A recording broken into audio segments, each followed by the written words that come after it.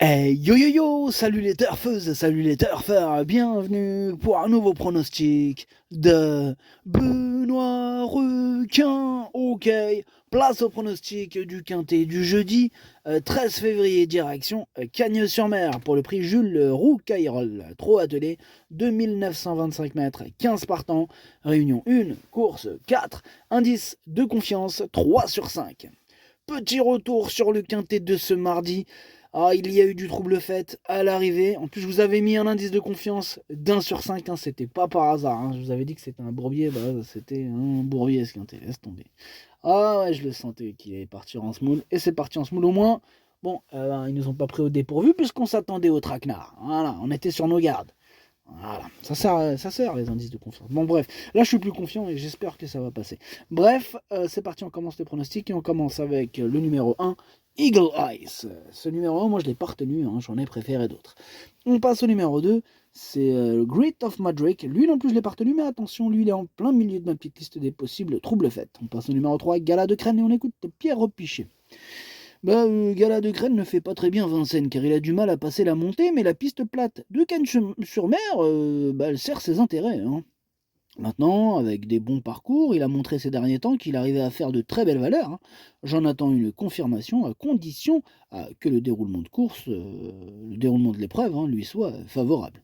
Bien évidemment, monsieur Repichet, hein, bien évidemment, il faut un bon déroulement de course, mais pourquoi pas réitérer cette belle performance. Moi, je l'ai gardé en 6e position. On passe au numéro 4, Fleuron d'Acadie, que je n'ai pas retenu, c'est un regret, c'est mon deuxième cheval de complément 4 non partant.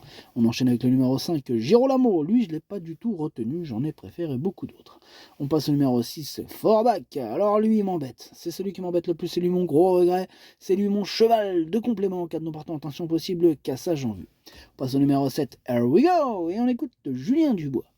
Here we go, c'est classé deuxième de Global Agreement, mais il a couru 2 fois moins bien l'athlé, mais en ayant des excuses. Il vient de bien se comporter en terminant au 4e rang. L'opposition est un peu plus relevée ici. Cela sera une question de parcours. Il devrait être à l'arrivée avec un bon déroulement de course. Ok, merci Julien Dubois. Ce numéro 7 moi, il me plaît bien, je l'ai gardé mais en bout de combinaison. On passe au numéro 8, Udo Duruel. Ce numéro 8, on écoute Nicolas Hensch. Udo Duruel, il vient de s'imposer à 2 reprises sur cette piste où il a bénéficié de déroulements de course favorables donnés par Romain Derieux, absent jeudi. Dernièrement, il avait l'avantage de s'élancer au premier poteau. Il est toujours au top et l'engagement réservé aux 8 à 11 ans est bon, mais l'opposition est plus relevée. Il faudra que tout se passe vraiment bien pour aligner un 3e succès. Ok, merci Nicolas Hench. Ce numéro 8, moi, il me plaît beaucoup. Il fait même partie de mes préférés. Je l'ai mis carrément 3e. On enchaîne avec le numéro 9, Gaucho JL. Et on écoute Romuald Maurice. Ouais, Gaucho JL, il a bien couru en dernier lieu. Bon, ce n'était pas un objectif en soi et c'était un peu plus relevé. C'était une vraie course et il a bien fini. Je ne peux pas le déférer sur cette piste, mais il est performant plaqué. Il est un peu vieillissant, mais avec l'aide d'Éric Raffin et d'un bon déroulement de course, il a sa place dans le quintet. Il a une chance, comme beaucoup d'autres. Bien parlé, merci Romuald. Moi, ce numéro 9, il me plaît bien. Je pense qu'il peut terminer à l'arrivée de ce quintet. Je pense qu'il a ses chances, mais je l'ai gardé en toute fin de combinaison. Faut pas non plus pousser mes mains dans les orties. Désolé, on était coupé. Donc on disait le numéro 10, Gino Viva, et on écoute Dominique Loken. Gino Viva était en forme, et cela s'est bien passé la dernière fois dans le prix de la Côte d'Azur. C'est un bon cheval, hein. Bon, ce n'est pas un champion, mais il fait toutes ses courses. Il a eu le temps de bien récupérer, ce qui est important, car il a besoin de courir avec de la fraîcheur. J'en attends une confirmation. Je serais déçu s'il n'était pas dans les 3 ou 4 premiers.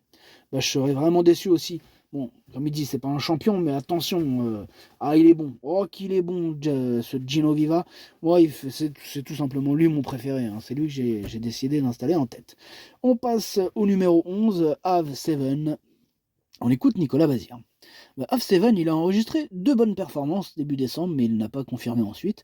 Bon, la régularité, elle n'a jamais été son point fort. Hein. Bon, il avait repris de la fraîcheur et s'attaquait à 3 fortes parties pour sa rentrée dernièrement. Nous avons essayé de l'amener au mieux pour cet engagement favorable face à ses aînés. Nous effectuons évidemment le déplacement avec des ambitions. Des ambitions, il y en a. Hein, avec ce numéro 11, on a tous des ambitions, même on se joint à son ambition. Le problème, effectivement, comme il a dit, c'est la régularité ne fait pas partie de ses principales qualités. Avec lui, c'est souvent tout ou rien, en espérant que ce soit tout. Voilà, ben, moi je l'ai gardé, je l'ai mis 5e, maintenant on croise les doigts avec lui. On passe au numéro 12, Jimmy Dupomereux, que je n'ai pas retenu, mais qui est à l'arrière de ma petite liste des possibles troubles, faites attention. On passe au numéro 13, Gibus, pareil, ce numéro 13, je ne l'ai pas retenu, mais c'est lui le chef et le capitaine de ma petite liste des possibles casseurs de tickets, repère, attention.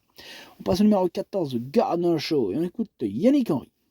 Gardner Show avait renoué plaisamment avec le succès fin décembre sur ce parcours dans un bon lot. Faute d'engagement favorable depuis, j'ai préféré, désolé, j'ai préféré attendre ces conditions de course idéales au plafond des gains. Je l'ai affûté pour cet objectif et il est prêt. À ce niveau, il y a toujours 2 ou 3 clients, mais s'il ne connaît pas de problème de trafic, il devrait terminer sur le podium. Ok, ben merci. Yannick qui est chaud. Je suis chaud aussi avec ce numéro 14. Hein. Moi, je l'ai fait partie de mes préférés. Je l'ai mis 4e. Il peut faire mal. Et on termine avec le numéro 15, Gold Star. Et on écoute Dominique Lochneux.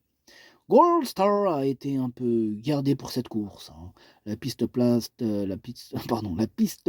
va l'avantager. Il a l'air très bien au travail. La dernière fois, il m'a un peu déçu dans le prix de Brest, mais je n'avais pas prévu de le courir. On a décidé de sa participation au dernier moment. Du coup, il n'avait pas été travaillé en conséquence. Maintenant, il est très dur à l'effort. Hein. Je serais déçu s'il n'était pas à l'arrivée. Ah, c'est la course visée pour ce Gold Star, ce numéro 15.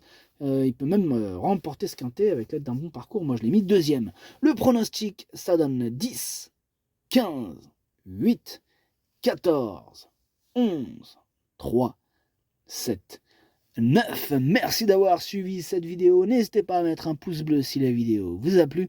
Pour accéder à tous mes tickets pour la course du quintet, rendez-vous directement en description de la vidéo. À jouer avec modération. Bonne chance. Chopez-le-moi. Ciao.